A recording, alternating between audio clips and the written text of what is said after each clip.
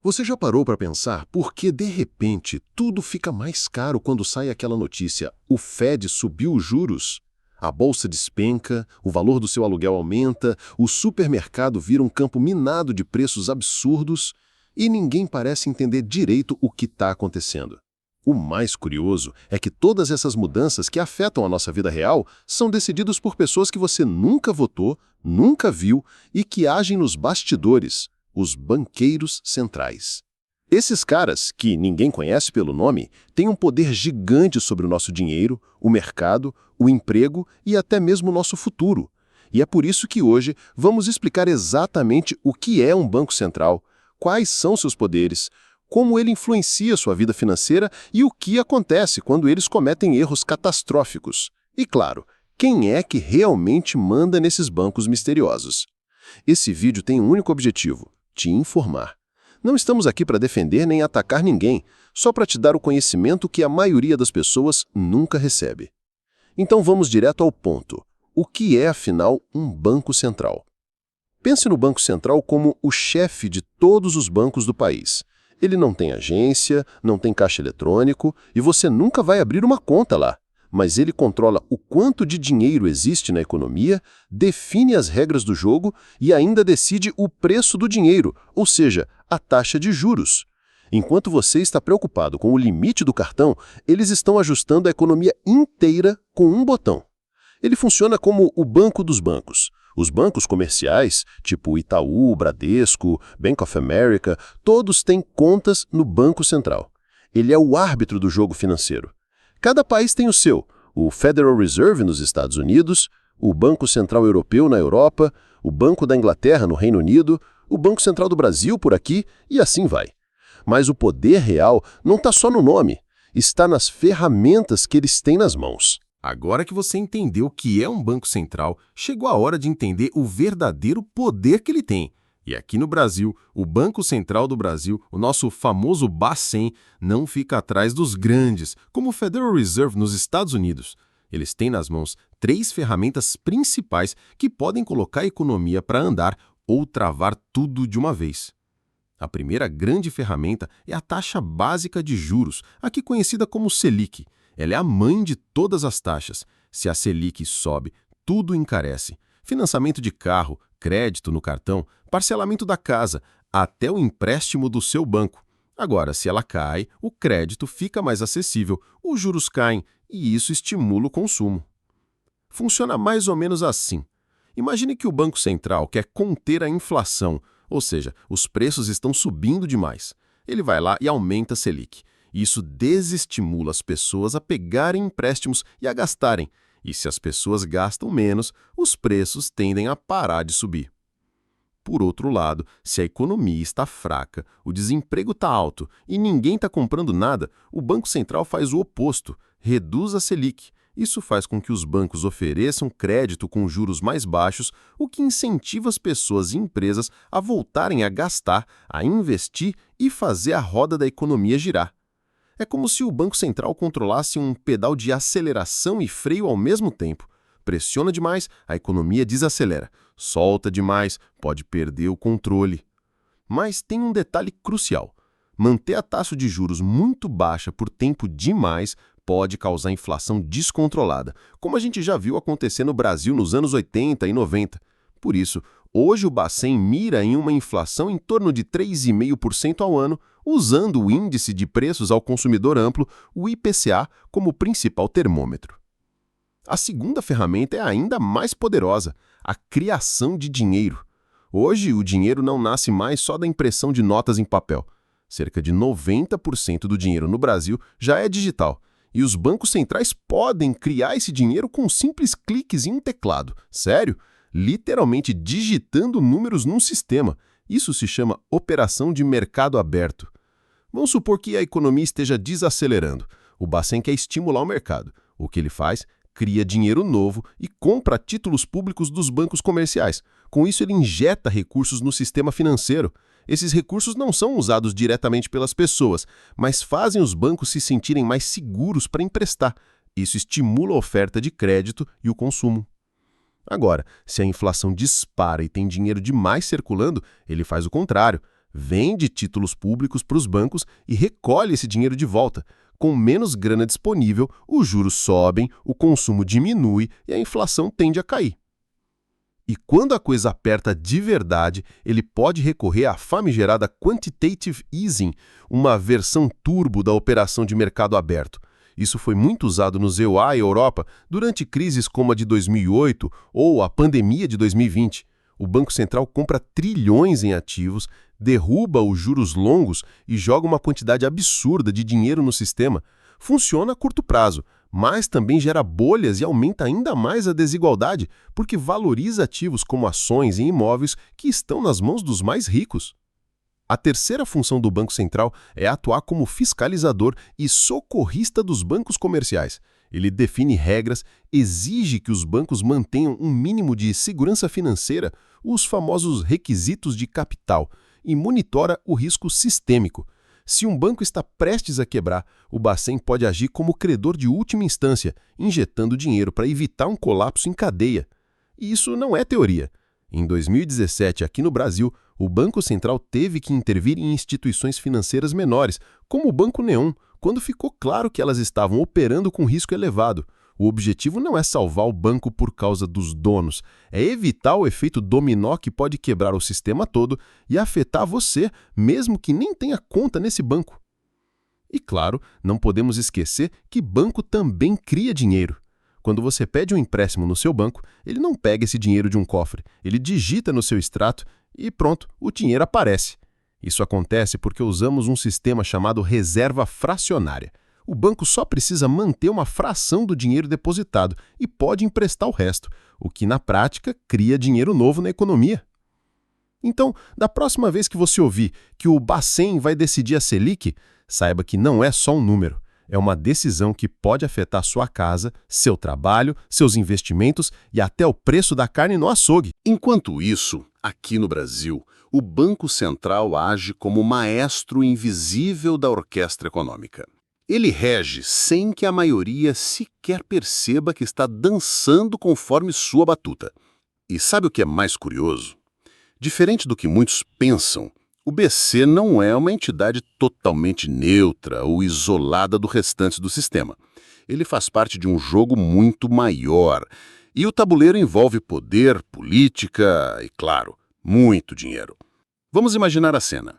Girinho está numa feira popular, cercado de barracas de frutas, legumes e vendedores anunciando promoções. Um senhor grita, banana a R$5 o quilo. Girinho arregala os olhos. Ué, semana passada era R$3. Ele não percebeu, mas está vendo a inflação ao vivo e a cores. E é aí que entra o Banco Central. Quando a inflação dispara, o BC age aumentando a taxa Selic, a tal da taxa básica de juros da economia. A intenção é desaquecer o consumo, tornar o crédito mais caro e, assim, reduzir a pressão sobre os preços. Só que tem um detalhe que ninguém te conta. Essa estratégia penaliza quem está na base da pirâmide. Pense comigo, quando os juros sobem, o cartão de crédito fica mais caro, o financiamento do carro encarece, os boletos se acumulam. Mas, por outro lado, os investimentos em renda fixa rendem mais. E quem é que tem dinheiro sobrando para aplicar? Exato, os ricos. Girinho tenta parcelar uma geladeira em 12 vezes, mas percebe que os juros dobram o preço final. Ele pensa, vale a pena ou fico mais um verão com o ventilador quebrado? Enquanto isso, um grande investidor coloca milhões em tesouro direto e comemora. Aumento da Selic é música para os meus ouvidos. Agora, olha só esse dado.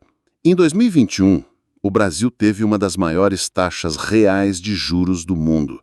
E quem se beneficiou disso? Os bancos e os grandes investidores.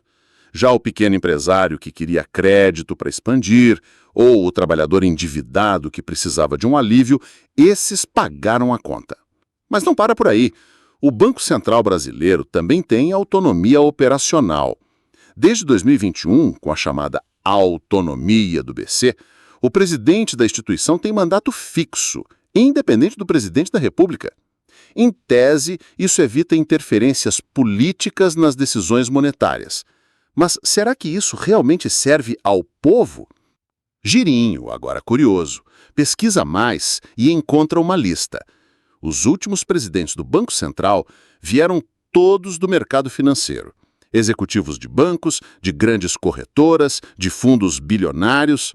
Ou seja, quem está regulando o jogo é quem sempre lucrou com ele. E se você ainda acha que isso é teoria da conspiração, saiba que isso não é exclusividade do Brasil. Nos Estados Unidos, o presidente do Federal Reserve, o Banco Central de lá, frequentemente é alguém com histórico em grandes bancos ou consultorias financeiras. No Reino Unido, o Banco da Inglaterra também mantém esse mesmo padrão. Isso levanta uma questão que incomoda. O sistema está estruturado para proteger o cidadão ou para proteger o capital? Enquanto isso, Girinho tenta entender por que tudo parece girar em torno do mesmo ciclo. Juros sobem, inflação desce, mas o custo de vida nunca volta ao que era antes. A geladeira continua cara, o aluguel segue subindo, o salário mal acompanha e o Banco Central, silencioso, ajustando números em sua sala climatizada.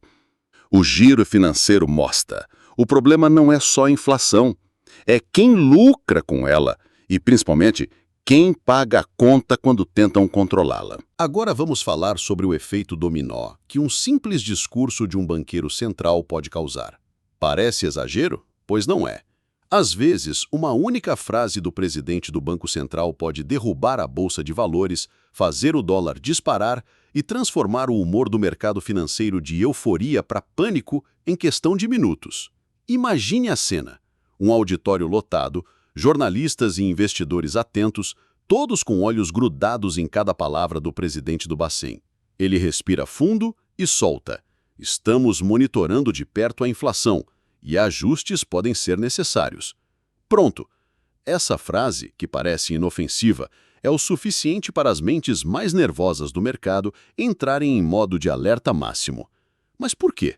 Porque as grandes empresas, os bancos, os fundos bilionários, todos vivem tentando antecipar o próximo movimento do Banco Central.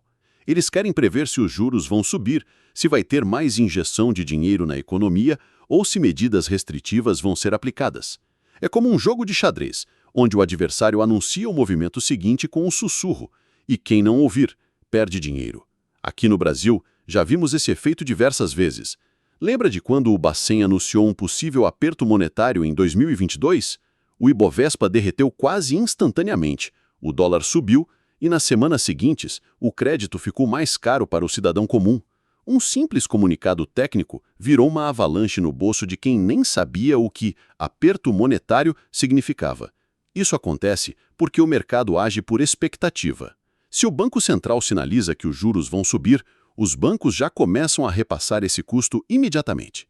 O financiamento da sua casa vai subir. O rotativo do cartão vai doer mais. Os pequenos negócios vão ter mais dificuldade de tomar crédito, e tudo isso baseado em palavras, não em ações. E essa sensibilidade ao discurso não é um fenômeno só nosso. Nos Estados Unidos, quando Jeremy Powell, presidente do Federal Reserve, soltou a palavra transitória para se referir à inflação em 2021, o mercado ficou calmo. Mas meses depois, quando ele voltou atrás e disse que a inflação era persistente, o pânico foi geral. O mesmo acontece com o Banco Central Europeu, o Banco da Inglaterra e até o Banco do Japão. O giro financeiro deixa claro, o sistema financeiro vive de percepção. Não importa se a inflação já caiu ou subiu, o que move o mercado é o que eles acham que vai acontecer. E nesse jogo de expectativas, quem paga o preço mais alto são as pessoas que estão fora da mesa de negociação. Gente comum como eu e você. Enquanto isso, no dia a dia, as famílias brasileiras mal percebem que seus orçamentos estão sendo moldados por reuniões a portas fechadas. A inflação pode estar controlada nas planilhas, mas o supermercado segue caro. A taxa de desemprego pode cair nos gráficos, mas a dificuldade de fechar o mês continua. O mercado reage, os investidores ajustam suas apostas e o Banco Central observa. Com uma palavra ele pode aliviar ou apertar. Mas quem sente no bolso, na prática, não são os investidores institucionais. É o trabalhador que vê seu salário encurtar enquanto as taxas bancárias sobem. Essa é a ironia silenciosa do sistema. As decisões mais importantes sobre a sua vida financeira não são tomadas nas urnas, mas sim nos bastidores de uma conferência de imprensa onde um banqueiro central decide se uma palavra deve ser dita ou não. Agora vamos falar sobre a pergunta que não quer calar. Quem realmente manda no Banco Central? A mídia adora dizer que o Banco Central é uma instituição independente que toma decisões técnicas, sem influência política. Mas será mesmo? Se você seguir o rastro do dinheiro, verá que a independência tem limites muito bem definidos. No Brasil, desde 2021, o Banco Central ganhou autonomia formal. Isso significa que o presidente da instituição tem um mandato fixo, que não coincide com o do presidente da República. A ideia é proteger as decisões monetárias das pressões políticas. Parece bonito no papel, mas quem escolhe esse presidente? Exatamente, é o governo. E não para por aí. Se você olhar o histórico dos últimos presidentes do Banco Central, vai perceber um padrão.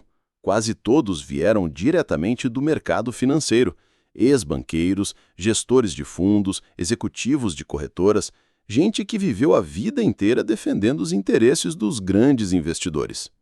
No cenário internacional, a história não é diferente. Nos Estados Unidos, o Federal Reserve, o famoso Fed, tem uma estrutura mista. Seus principais diretores são nomeados pelo presidente americano, mas as 12 filiais regionais são, em parte, controladas por bancos privados. Sim, você ouviu certo.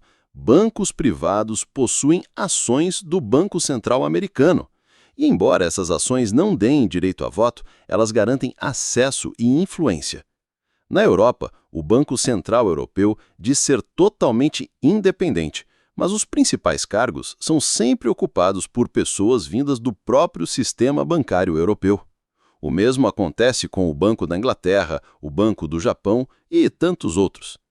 Agora pense, se quem está no comando do Banco Central veio de dentro do mercado financeiro, de que lado você acha que essas pessoas vão pender quando a situação apertar? Do lado do cidadão comum ou do lado dos grandes bancos que movimentam bilhões? Girando de volta ao Brasil, há também a questão da transparência. As reuniões do Comitê de Política Monetária, o Copom, onde as decisões sobre a taxa Selic são tomadas, não são abertas ao público. Os comunicados oficiais são friamente técnicos, mas os impactos são extremamente reais. Aumento no custo de vida, desemprego, recessão. E quando erram? O Banco Central não sofre sanções, não responde diretamente à população. Um erro de cálculo pode estourar uma bolha econômica e destruir milhões de vidas, mas quem arca com o prejuízo são as famílias, não os dirigentes. O giro financeiro mostra essa independência do Banco Central é muitas vezes uma independência seletiva. Ele é livre para atuar tecnicamente, desde que não mexa nos interesses de quem realmente tem poder econômico. É um jogo onde as cartas são sempre marcadas e o cidadão comum está do lado que mais perde. Mas isso não significa que você deve ser refém desse sistema. Entender como ele funciona é o primeiro passo para tomar decisões financeiras mais inteligentes, proteger seu patrimônio e não ser mais uma vítima das engrenagens invisíveis do mercado. Agora que você sabe quem realmente puxa as cordas do Banco Central, fica mais fácil perceber que, toda vez que a mídia te apresenta uma manchete como Banco Central decide manter juros altos para controlar a inflação, você deve se perguntar: controlar para quem?